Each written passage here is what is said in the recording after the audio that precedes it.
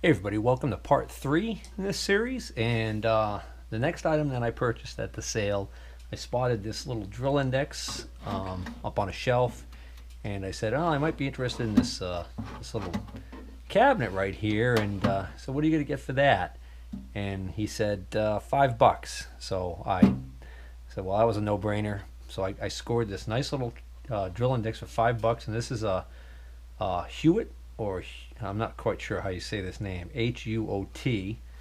I do have some drill dispensers and holders with this name on it, but they're more like the standard drill indexes that flip up. This is the first cabinet of this style that I've gotten from this company. Of course, I have my big giant Cleveland cabinet, so I still haven't decided if I'm going to keep that because I just can't. I mean, these cabinets are great for shops where you tend to be doing enough volume of work that you're breaking enough drill bits that you want to have, several of each size or whatever. This is a nice little cabinet though, and it's got some goodies in it that were included, and I didn't even look. I didn't want to start pulling stuff out, making this cabinet look more valuable than it may very well be. That's kind of neat. I just realized these are full extension drawers, and there's actually a large compartment in the back here, and then you get the individual ones here. So let's see. So I think I'm just going to pull everything out and sort it, and then get back to you guys with what I ended up finding in here. Well, this is a fractional size drill index, but this was loaded with what looks to be maybe a lot of end mills. So it looks like I got my money's worth out of this one. All right, let's start with these 8 Brubaker Tool Corporation. These are double-ended 4-flute 3/8 inch end mills, and I just checked, and all of these, with the exception of one, are brand new. One has been used on one side, and the rest of them are brand new unused. 8 of these. Next up, I have 4 MSC brand SD-42C burr. I wouldn't be surprised at all if those are carbide burrs, made in the USA. They're really little. Look at that. Yeah, that's carbide, definitely. Itty bitty tiny little carbide burr. And these all also appear to be brand new. We've got 4 of those. Let's see, we got 3. Yeah, we got 3 of these weld-on 1/4 inch 4-flute double-ended end mills. Here's a Quinco 3/16 2-flute double-ended end mill. That's good for making a small pocket. There's a weld-on 4-flute 3/32 inch double-ended end mill. Weld-on Unilead 2-flute high-speed steel ball end mill. Oh yeah, okay. That's razor sharp there. Wow. I'd say that's brand new. And here's a weld. I think this is a weld-on because it's got a very similar, packaging. Mystery. Oh, another ball end mill. Here's 2 weld-on 2-flute 1/8 inch. Oh yeah, look at that. Wow. Double-ended end mill. This is interesting. This is marked unknown. 1/4 inch center cutting, multiple flute, something ball, cobalt end mill. It's a ball end, 1/4 inch. It says UK in parentheses. I wonder if that's what it says on here somewhere. This one is a 4-flute DEM 3/16, and this one is a double end 4-flute 5/32. Nothing remarkable there. This one says MHC, but on this side it says 4-flute high-speed steel double end 1/8 inch. Well, that one looks like it may have seen some business. Oh no, that's just got a light film of oil or something on it. That's making it look discolored. And last thing here, we got, according to this, a 1/2 inch MPT 14 pipe tap made in Taiwan.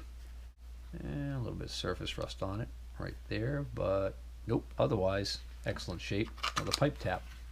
Good score for $5. So one of the very next things I bought, you know, I have a weakness for storage cabinets. I spotted this little cabinet right here. Nice little size. It's just under 34 inches wide, 11 inches tall, and it's about 11 inches deep, and it's got all these drawers, and quite a few of them have these metal dividers that you can adjust the size, so you can make these drawers whatever size you want. You can also make up little cardboard cards to stick in here with names of what you got in there. And I said, what do you want for this cabinet? And he says, about $10. I said, sold. And then when we were packing stuff up at the end of the day, he came across this. This was actually new in the plastic, and the packaging had kind of broken apart. So he just kind of picked this up, and he says, if you want, you can have this. And I said, yeah, I saw that, but I didn't ask about it. And he ended up giving it to me anyways. It's 2 very strong magnets. I think the package said that this is for use while welding. So, yeah, let's see. It says adjustable magnet holder, and it's got an item number. Looks very Harbor Freight to me. Magnetic pull, 50 pounds per magnet. Huh. Actually, not quite sure. Or maybe this is for when you're fabbing stuff up, holding it into position while you're welding or whatever. But these are pretty strong magnets. So, I don't know. I'll find a use for them. So apparently this is an adjustable angle welding magnet, and it is a Harbor Freight item, but it's discontinued, so I'm not really able to find out much about it other than it was definitely a Harbor Freight item. This next little group of items I ended up bundling together, and we haggled, and I ended up getting these 3 items for $25. This item in the box here, when I first looked at it, I didn't even know if I wanted it. It intrigued me. I'll get to that in a moment. Let me show you what I got here. So I mentioned this was a basement. Unfortunately, corrosion, surface rust, condensation, what have you, had gotten to several of the items in the basement, including, you'll see this box, the side's blown out, so this has been open to the elements. This is a really early box by the looks of it too. And what this is this is an early gauge block set. So these are GEO dot, so George Scherr, SCHERR company, New York, made in the USA. These are marked GS Accuracy is the logo there. Okay, so these are marked Ultra Chex, CHEX, 5 millionths accuracy. Okay, and boy, the stink. If this was smell-o-vision, you can smell. You can see the mold. You could really smell the mold coming out of this thing.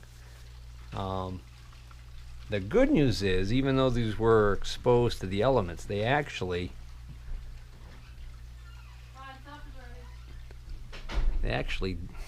don't look too bad. I mean, for the accuracy level that I'd be looking for, they're probably going to be just fine. It says inspect to set. What I don't quite get. Okay, this must. All right, so we're missing one here. For all I know, it's underneath it. All right, let me see if I could fix this. Well, I ended up having to take all of these blocks out so that I could get this plastic tray to move back over into the position it's supposed to be in, only to discover that not only is the side wall of this box missing, but the side wall also contained a little wooden shelf. So this kind of sits down incorrectly. But I was able to determine that there were no gauge blocks underneath this. So it is in fact missing the 100 thousandths block. The trick with these, my understanding, is that if you rub these together, they stick together. These do that.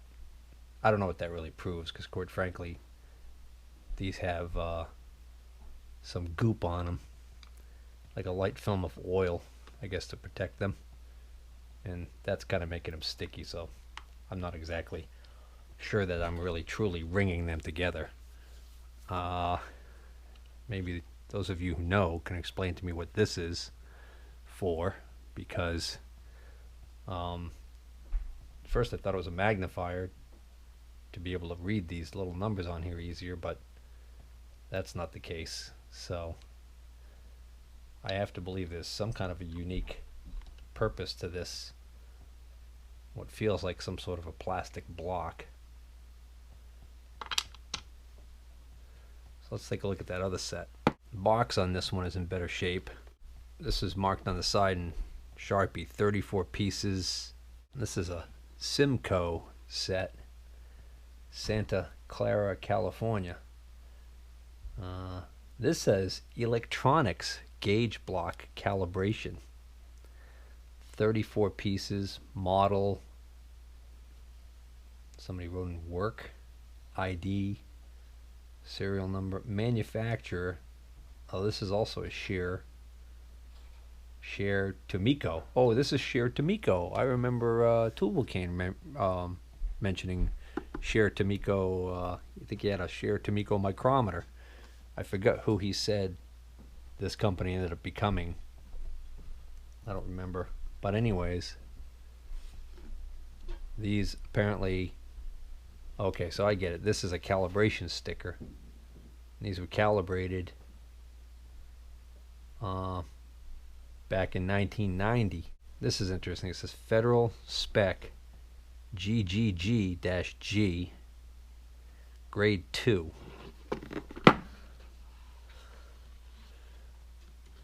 So this is another set of these Ultra Checks.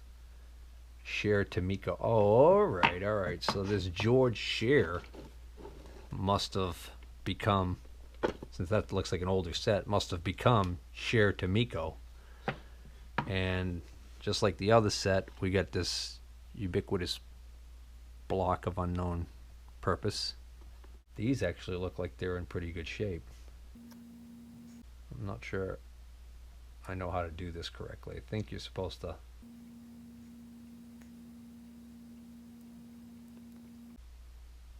There we go. Got those two to stick together.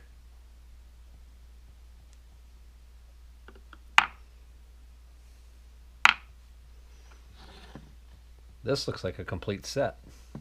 Oh, well, interesting. I thought it was missing a couple, but I just noticed these two missing slots right here say wear blocks. Oh, this says an optical flat. That this is an optical flat. Still didn't tell me what that's for, though. I don't know what an optical flat's for. Alright, so I got these two vintage, I would certainly say vintage, gauge block sets, and the mystery item for 25 bucks. And the mystery item caught my eye as something that I thought looked very expensive, but I think is an antiquated piece. So somebody appears to have gone through a lot of trouble to make a box. Got the old screen door handles on here. Ta-da! So this is some sort of a almost like a snap gauge type of deal here. It's marked Federal Products Corporation, Providence, Rhode Island, USA. Identify as model 1330P-88-R1. So we got this funky handle here, a couple of jaws, got some pretty good surface rust on there. Matter of fact, that might be down to the point where it's pretty pitted.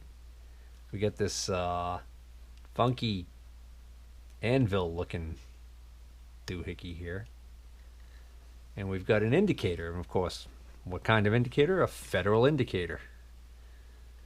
On the top here there's a whole bunch of numbers that are etched in. This must have had to do with tracking this in the tool room, because there's a tool number and a part number, blah blah blah blah, and there's a date on here, 261. No, that can't be a date. Don't know what that is. All right. So I did look this up. I forgot what I ended up finding out about what it is. But the interesting thing is I can't figure out how to make this do anything. What happens is if you move this jaw, you can see this jaw moves. This one's clearly fixed and can be adjusted. All right, but it looks like you don't mess with these adjustment holes here are filled with wax. So you better not mess with that, I guess. Unless you're calibrating it. Which brings me to this little doohickey here. This appears to be a gauge, a round gauge. It's got part numbers all over it, but more importantly, it says 1.9090 on it. So I'm assuming this goes in here like this. All right, to calibrate this thing. But the funny thing is, moving this jaw does not make the indicator move at all, which makes me think that there's something wrong with this thing. Something rotten in Denmark, so to speak. If I had to venture a guess, I'd say it's probably the indicator itself is actually sticking or stuck. Because if I pull down on this lower jaw, I can actually see the top of this piece right here is coming off of the bottom of the indicator, and the indicator is not dropping down. There we go. Just freed it up. Yeah, it was stuck. All right, now I think it works. So let's see, if we take this and we put this in here, of course, got to try and get on the jaws where the rust isn't present. So I guess you would now set this to 0.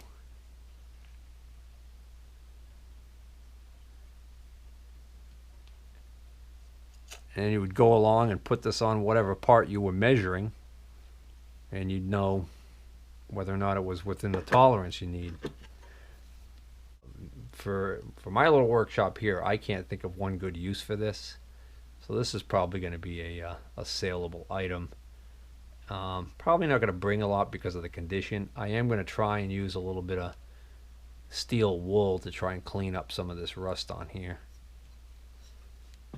But I thought it was kind of a neat thing, and I noticed that it didn't seem to be working when I picked it up, and I noticed the rust on it, so that's why I didn't value it very much. But so I just basically got him to throw this in kind of like for free, and I really felt like I paid 25 bucks for the 2 pairs of gauge block sets.